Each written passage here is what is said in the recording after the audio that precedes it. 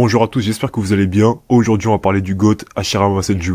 Donc même si c'est mon personnage préféré, dans cette vidéo je vais rester neutre et je vais parler de lui objectivement. Pour commencer, je vais vous rappeler un peu qui est le personnage.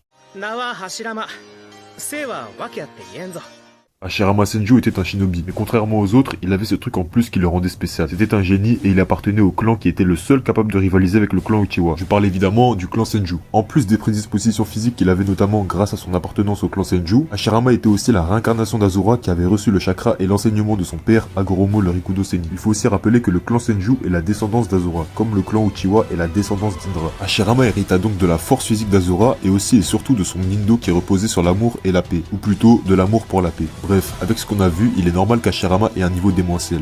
Mais pourtant, beaucoup de personnes continuent à le sous-coter. Et perso, je pense que c'est parce qu'il n'a pas eu autant d'apparitions que Madara. Pourtant, dès le début, on nous a teasé ces deux légendes comme étant les shinobi inatteignables. Avec d'un côté Madara, fondateur du village de Konoha, qui avait réussi à prendre le contrôle de Kyuubi et faisait trembler tout le monde shinobi. Et d'un autre côté, Hashirama, le premier Hokage, fondateur du village de Konoha, homme qui amena la paix dans le monde shinobi et qui servira de pizza au monde entier pour ses cellules convoitées. Et maintenant, on va parler de sa puissance.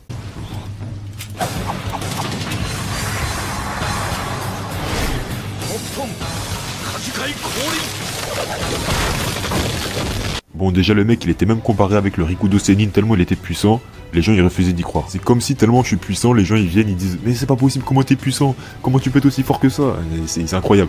Enfin bref, il est le seul shinobi à avoir maîtrisé le Mokuton tout seul en fusionnant le Suiton et le Doton. Après avoir découvert le Mokuton, il s'est entraîné et a combattu pendant des années et a réussi à le maîtriser parfaitement jusqu'à en devenir le plus grand utilisateur de tous les temps. Mais bon là on va déjà estimer sa puissance lorsqu'il était enfant.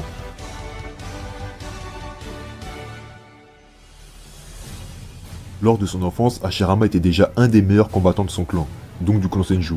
Sûrement le clan le plus puissant du monde shinobi, alors que je le rappelle, il était seulement enfant. Lorsqu'il s'entraînait avec Madara, les duels étaient plutôt serrés, mais on voyait quand même un léger avantage pour Hashirama. Lorsque Madara a brisé leur amitié, il éveillera son Sharingan, mais dira à son père qu'il n'était toujours pas de taille pour affronter son ami. Est-ce qu'il ne voulait pas affronter son ami tout de suite, ou est-ce qu'il n'était vraiment pas de taille? Ça je sais pas. Et personnellement, je pense qu'il voulait pas affronter Hashirama tout de suite parce que c'était encore trop tôt, et qu'il était encore attaché à son ami. Donc voilà, je sais pas trop qui gagnerait, mais en tout cas ce serait un combat serré, ça c'est sûr. Et du coup, pour estimer le niveau d'Hashirama, sans abuser, je le place au niveau de Junin-san. Et si certains sont pas d'accord, alors dites-moi à quel niveau vous le placez. En tout cas, pour moi, c'est minimum très bon Chunin, car comme je l'ai dit, alors même qu'il était enfant, il était déjà réputé comme étant un des ninjas les plus puissants de son clan. Et pas du clan Burame ou Yamanaka. Là, on parle du clan Senju, le ou l'un des plus puissants du monde shinobi. Et pour ça, je le place au niveau Jonin. Maintenant, on va estimer son niveau lors de son combat contre Madara avec le Mangekyou Sharingan.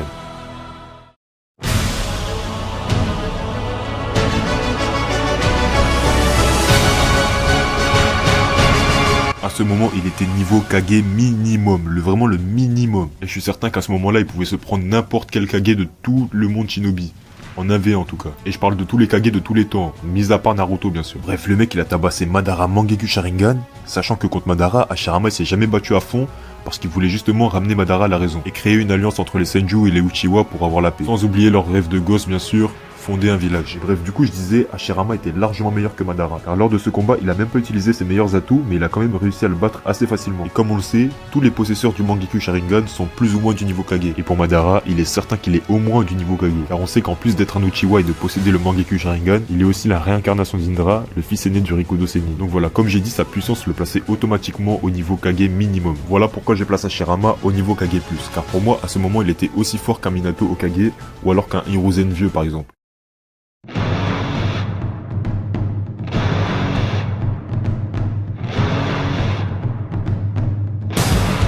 Là, Hashirama est déjà entré dans le tiers des légendes du monde shinobi, et je vois absolument personne capable de le battre, à part Naruto, Sasuke ou Madara. Il est fort possible qu'Hashirama possédait déjà le golem de bois avant ce moment-là. Mais en tout cas, lors de ce combat, il sortira face à Madara qui avait sorti le Susanoo parfait. Avant ça, Madara attaquera Hashirama avec son Susanoo 3ème forme, je crois. Puis Hashirama se défendra facilement grâce à son Mokuton et son pollen empoisonné. Et c'est à ce moment que Madara sortira son Susanoo parfait.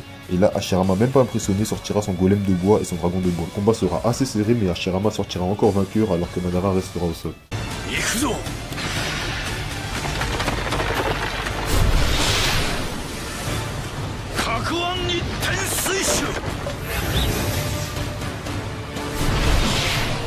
Nous voilà enfin arrivés à l'affrontement fatal qui opposera encore et toujours Hashirama à Madara. On peut sans abuser placer Hashirama au rang Otsutsuki. Là pour le battre il faut soit du Chakra Rikudo ou soit du Senjutsu Rikudo. soit voir la 8ème porte de Gai, ou alors être un Otsutsuki. Lors de ce combat, il était à son prime, en tout cas de ce qu'on a vu jusqu'à aujourd'hui. Hashirama a progressé dans tous les domaines, et l'heure est venue pour lui d'affronter Madara, son grand rival, dans un combat qui durera toute une journée. Madara est venu avec Kyuubi complet qu'il a fusionné avec son Susanoo parfait. Quant à Hashirama, il est venu pour une dernière fois tenter de raisonner Madara, mais il n'est pas revenu avec le niveau qu'il avait avant. Cette fois, il maîtrise le Senjutsu et il possède une technique qui est considérée comme étant l'une des plus puissantes du monde Shinobi. Shinsu Senju, la statue qui fait au moins la taille de Jubi. Lors de ce combat, Hashirama nous montrera une large palette de techniques avec lesquelles il musellera Kyuubi et les techniques de Madara.